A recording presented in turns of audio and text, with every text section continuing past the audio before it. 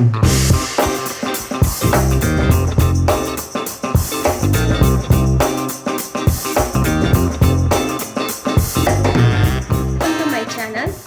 நம்ம தூதுவளை கீரையில் எப்படி காரக்குழம்பு வைக்கிறதுன்னு பார்க்கலாம்.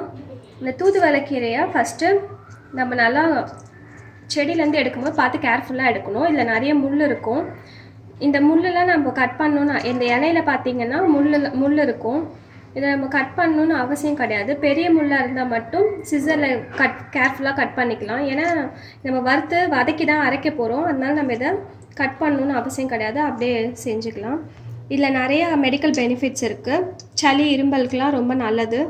சளி இரும்பல் அந்த டைமில் இது காரக்குழம்பாக வச்சு ரசம் வச்சு சாப்பிடும் போது நமக்கு நல்ல ஒரு ரிலீஃப் கிடைக்கும். நான் ஆல்ரெடி இதில் எப்படி ரசம் வைக்கிறதுன்னு ஒரு வீடியோ போட்டிருக்கேன். அந்த வீடியோவை டிஸ்கிரிப்ஷனில் லிங்க் கொடுத்துருக்கேன், போய் செக் பண்ணி பாருங்கள். இப்போ தூதுவளை காரக்குழம்பு வைக்கிறதுக்கு தேவையான பொருள்லாம் என்னென்னு பார்க்கலாம்.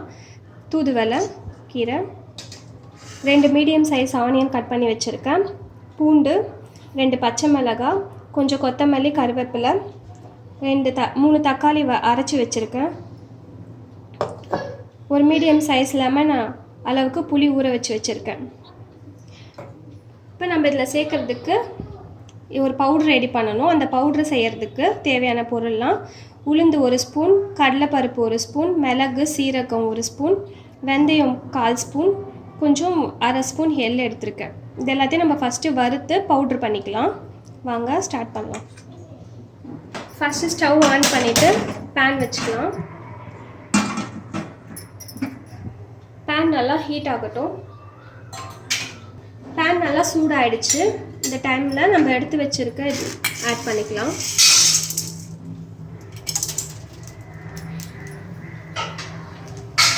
இதெல்லாம் ஆட் பண்ணி நல்லா வறுக்கணும்.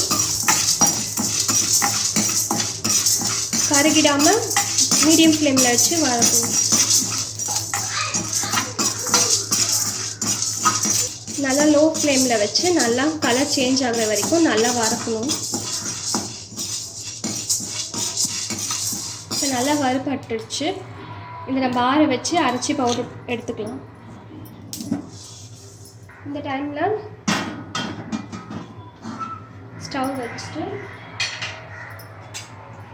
1 ஸ்பூன் எண்ணெய் விட்டுக்கோங்க. இப்போ நம்ம கட் பண்ணி வச்சுருக்க வெங்காயத்தில் பாதி இதில் ஆட் பண்ணிக்கலாம். இதுவும் நம்ம அரைக்கிறதுக்காக ரெடி பண்ணுறோம். அதில் பாதி பூண்டும் இதில் ஆட் பண்ணிக்கலாம்.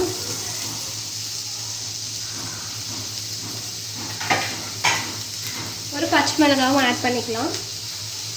இப்போ நம்ம இதை அரைக்கணும், அதனால் கொஞ்சம் நல்லா வதக்கிக்கலாம். கொஞ்சம் கலர் சேஞ்ச் ஆனால் போதும்.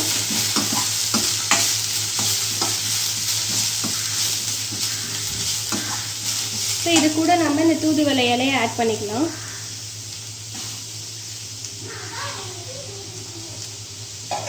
இலையை ஆட் பண்ணி நல்லா வதக்கணும். நல்லா வதக்கிக்கோங்க. நம்ம நல்லா வதக்கி செய்யும் போது அந்த கசப்பு தெரியாது குழம்புல. இப்போ நல்லா வதங்கிடுச்சு. இதை தனியாக ஒரு பிளேட்டில் ட்ரான்ஸ்ஃபர் பண்ணிவிட்டு ஆறுனதும் இதை அரைச்சி தனியாக எடுத்துக்கலாம்.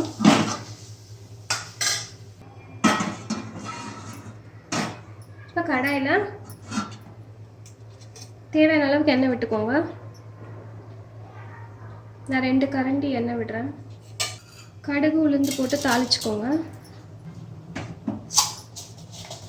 கொஞ்சம் வெந்தயம் ஆட் பண்ணிக்கோங்க. கடுகு நல்லா பொரிஞ்சிடுச்சு. இந்த டைமில் நம்ம பூண்டு ஆட் பண்ணிக்கலாம். பூண்டு நல்லா செவக்க வதக்கணும்.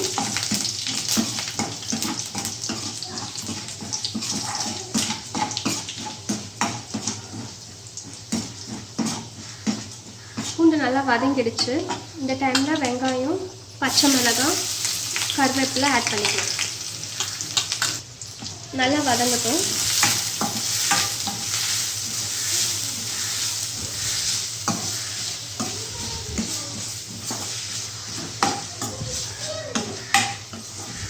நம்ம ஹை ஃப்ளேம்லேயே வச்சு வதக்கிக்கலாம். நம்ம பக்கத்துலேயே இருக்கோன்னா ஹை ஃப்ளேம்லேயே வச்சு வதக்கிக்கலாம், இல்லைன்னா லோ ஃப்ளேமில் வச்சு வதக்கணும். இது ஒரு 5 மினிட்ஸ் நல்லா வதங்கட்டும்.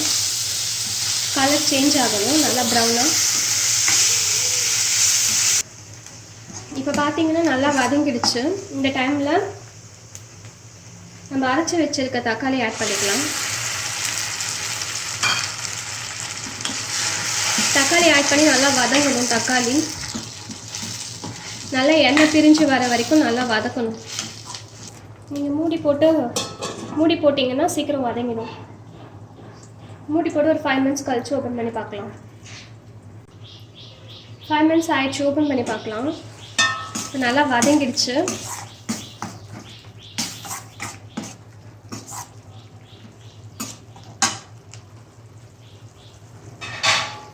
நம்ம ஆல்ரெடி வதக்கி ரெடி பண்ணி வச்சுருக்கோம்ல, இதை ஆட் பண்ணிக்கலாம்.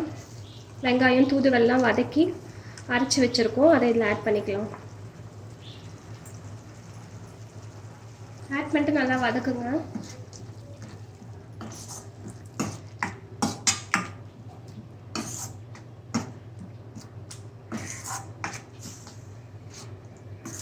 ஃப்ளேம் ஹையில் வச்சு கூட வதக்கிக்கலாம். இப்போ பார்த்தீங்கன்னா தெரியும், எண்ணெய் நல்லா பிரிஞ்சு வருது. இதை நல்லா வதங்கிடுச்சுன்னு அர்த்தம். இந்த அளவுக்கு நல்லா வதக்கணும். நமக்கு எண்ணெய் நல்லா மேலே தெரியணும், அந்த அளவுக்கு வதங்கணும்.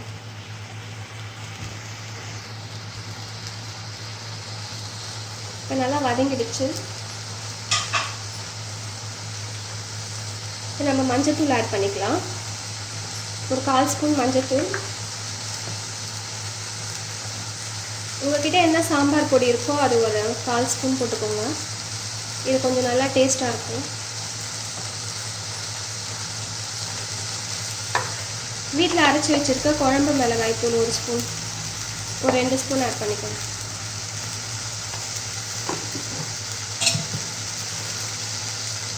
நல்லா வதக்கிக்கோங்க. ஆல்ரெடி மிளகு பவுடர் பண்ணி வச்சுருக்கோம், அதனால் காரம் பார்த்து ஆட் பண்ணிக்கோங்க. நிறைய போட்டால் ரொம்ப காரமாயிடும்.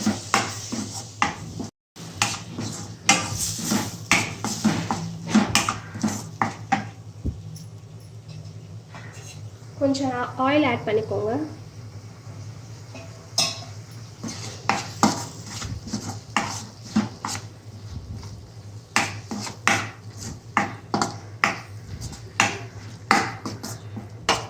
இப்போ நல்லா வதங்கிடுச்சு. இப்போ நம்ம தண்ணி ஆட் பண்ணிக்கலாம்.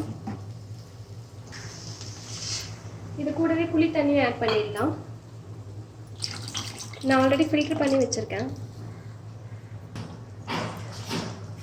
உங்களுக்கு எவ்வளோ திக்னஸ் வேணுமோ அவ்வளோ தண்ணி ஆட் பண்ணிக்கோங்க. தண்ணி குழம்பு நல்லா திக்காக வேணும்னா இவ்வளோ தண்ணி போதும். இதுலேயே நம்ம ஒரு 5 மினிட்ஸ் விட்டு ஆஃப் பண்ணிடலாம். நமக்கு நல்லா தண்ணியாக வேணும்னா இன்னும் கொஞ்சம் தண்ணி ஆட் பண்ணிக்கலாம். எனக்கு கொஞ்சம் தண்ணியாக வேணும், அதனால் நான் கொஞ்சம் தண்ணி ஆட் பண்ணிக்கிறேன். ஹை ஃப்ளேமில் வச்சு கொதிக்க விடுங்க.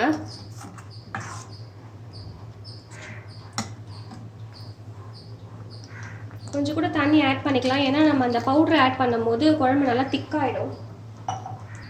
கொஞ்சம் ஒரு கொதி வரட்டும்.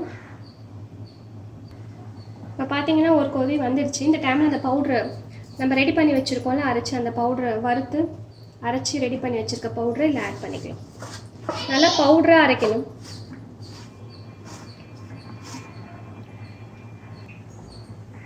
ஆட் பண்ணி மிக்ஸ் பண்ணிக்கோங்க. நம்ம இந்த பவுடரை ஆட் பண்ணும்போது குழம்பு நல்லா திக்காக இருக்கும்.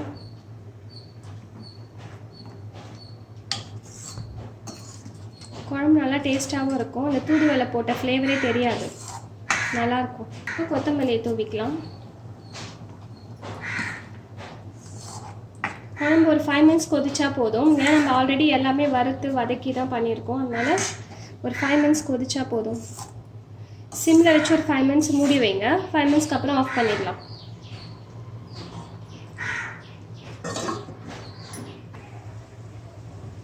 இப்போ 5 மினிட்ஸ் ஆகிடுச்சு, ஓப்பன் பண்ணி பார்க்கலாம். இப்போ பார்த்தீங்கன்னா குழம்பு நல்லா கொதிச்சிருச்சு, நல்லா எண்ணெய் பிரிஞ்சு வந்துருச்சு. இந்த டைமில் குழம்பு ஆஃப் பண்ணிடலாம். நல்லா திக்காக இருக்குது.